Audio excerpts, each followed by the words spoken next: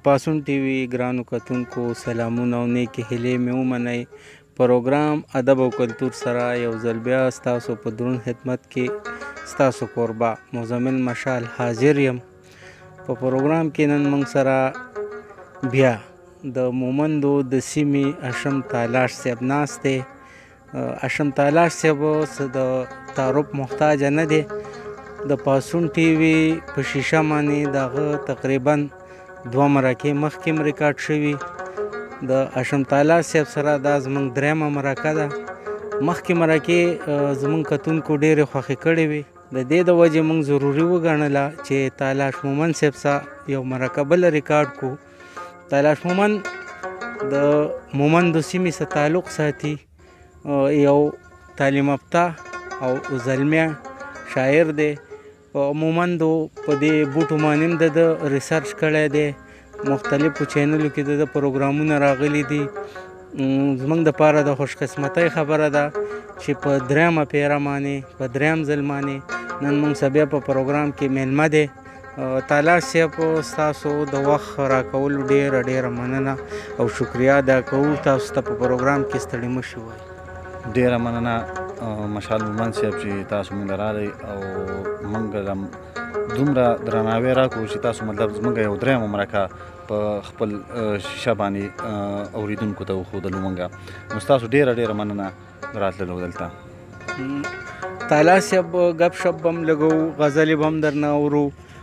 تالاش صاحب د ادبي سفر دی د کم وخت نه چالو کړو؟ دا تپوسونه موږ مخکې هم کړي خو بیا هم ضروري ګڼو.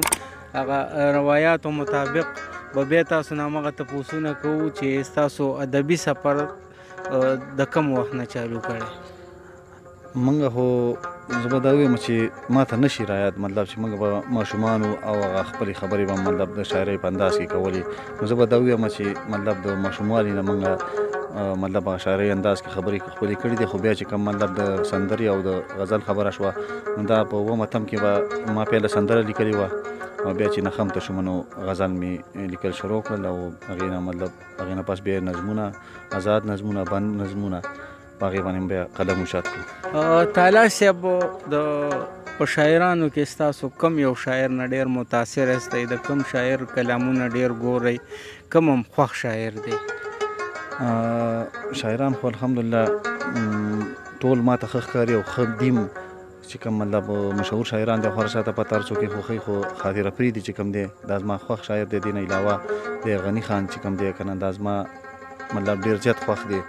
او خو چې اواز سره ټکري که نه د ټکر په وینا کې مطلب د غني خان که څوک د غني خان په کتاب نه پوهېږي خو چې ټکر یې کله وایي نو زما په خیال داسې څوک به نه چې هغه به نه پوهېږي. خو داسې به پوهېږي چې مطلب هغه به چاته اکسپلین کولی نه شي، وضاحت به نه شي کولی خو بیا به په زړه کې پوهېږي. غني خان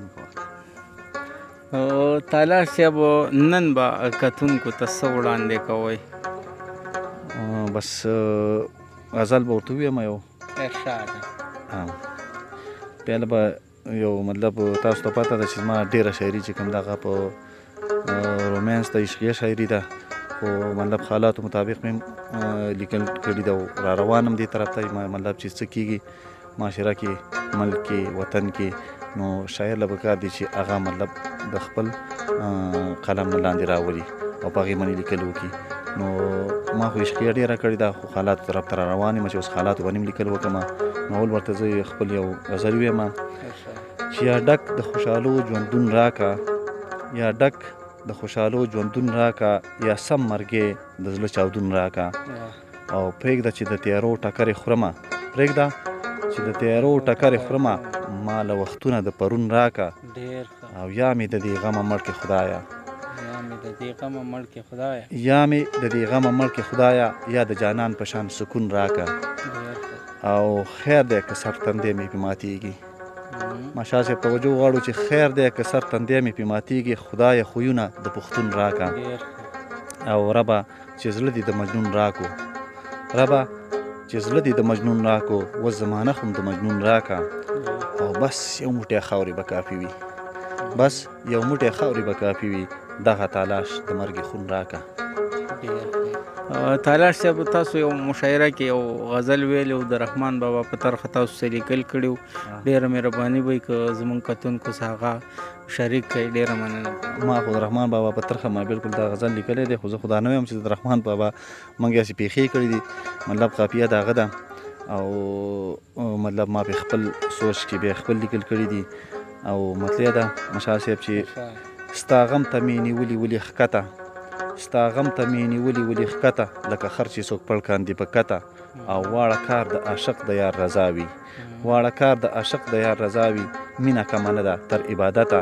او واړه عمر یې زړه له مینې موړ شي، واړه عمر یې زړه له مینې موړ شي، خدای هیڅوک مین مکه په بې پته. او که د سر خون مې واخلې ته په غاړه، که د سر خون مې واخلې ته په غاړه، یاره یار به دې ستایم تر قیامته. او عقوبت به د خاورو کور ته درومي، عقوبت به د خاورو کور ته درومي، دلته که بنګله جوړه کې لسچته. او بې له تا که نامه کړم د چا یاده، بې له تا که نامه کړم د چا یاده، راشه بیا خوله راله ماته که پلته. او غنمه همدغسې د زړه وچ وه، غنمه همدغسې د زړه وچ وه چې ادم په تا راوتې له جنته. او اخر به ملامت شي که د پلار وي، اخر به ملامت شي که د پلار وي، چېرته یو یار به نه کې ملامته. او خپل همت خواري له مخې نشي، خپل همت خواري له مخې نشي، هر څوک د حسیبت کاندي قسمته. او هر څوک د مخاطر کوي دنیا کې، مشال صاحب هر څوک د مخاطر کوي دنیا کې، محشر کې مختورن به دولته. او یو مصری په ژوند ویلې نه وه، یو مصری په ژوند ویلې نه وه، تعالی شاعر شو ستا له برکته. ډېر ښه تالاش صاحب.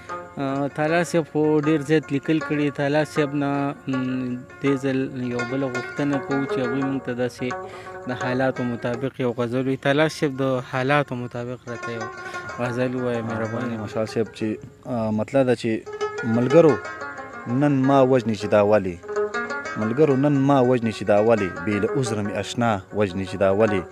او که د نورو خلکو جړا باندې قتلېږم، خو مې د ښکلو خندا وژني چې دا ولې. او پرونی شپه مې ښه په سور او په قلار وه، پرونی شپه مې ښه په سور او په قلار وه، نن مې د ورځې رڼا وژني چې دا ولې.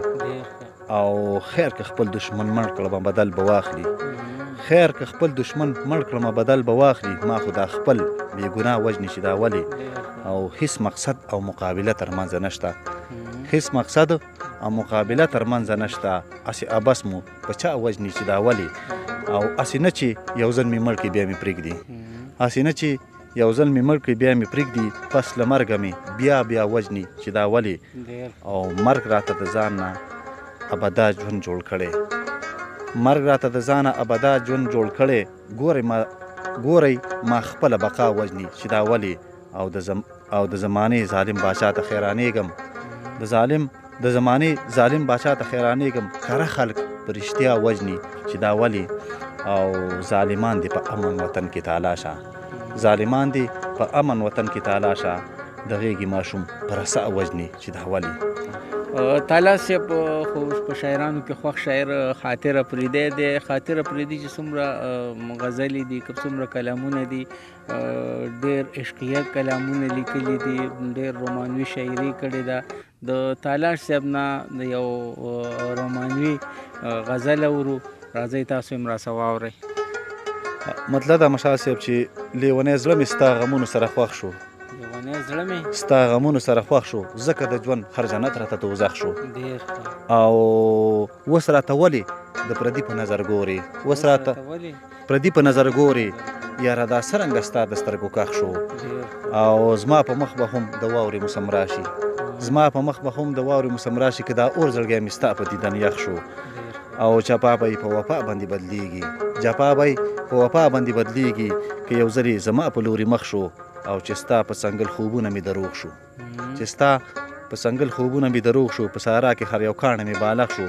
او بیا به څوک سیزي په مستو اداګانو، بیا به څوک سیزي په مستو اداګانو، که تالاش د تورو خاورو لاندې ښخ شو. ډېر ښه تالاش صاحب. تالاش صاحب یو کلام که دې راته بولي ویل ډېره مننه به ډېر خوند یې وکړو، ډېر ښایسته کلامونه تالاش صاحب لیکلي دي. کوشش کوو چې یو غزل پې بولي وي. تالاش صاحب مهرباني، مشال صاحب ستړی شوم، تالاش صاحب وړوکی یو کلام راسره شریک کړئ، ډېره مهرباني. بس دا غزل هم ورکوټی دی، وړوکی دی، او مطلب د ورکوټي بحر والم دی. چې د ورځې سارا کې لیونی ګرځم د ورځې سارا کې لیونی ګرځم د شپې کوڅو کې سم پیری ګرځم چې بې وفا چاته ښکاره نشي ځکه جانان خندنی ګرځم چې بې وفا چاته ښکاره نشي جانان ځکه جانان خندنی ګرځم.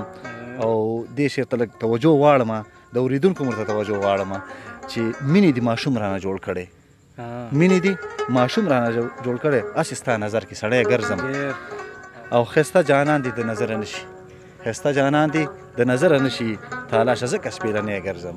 ډېر ښه تالاش صاحب کتونکو تالاش صاحب نم ډېر ښایسته کلامونه ریکارډ کړه ډېر زبردست شاعري کوي زما خو خپل ځاني ډېره خوښه ده زموږ ډېر نږدې ملګری هم دی او نن هم مرکې ته بیا راوستی او مجبوره کړی مو تالاش صاحب سبا موږ د خیره سره نورې مرکې هم کوو په دې معنی هم نه پرېږدو ډېر زیات لیکلي کړي دي کاپۍ اوسه ډېرې زیاتې ډکې پرتې دي او تقریبا د 2-3 کتابونو ذخیره اوسه شته دی خو څه د حالاتو د وجې او څه د مالی مشکلاتو د وجې کتابونه چاپ شوي نه دي.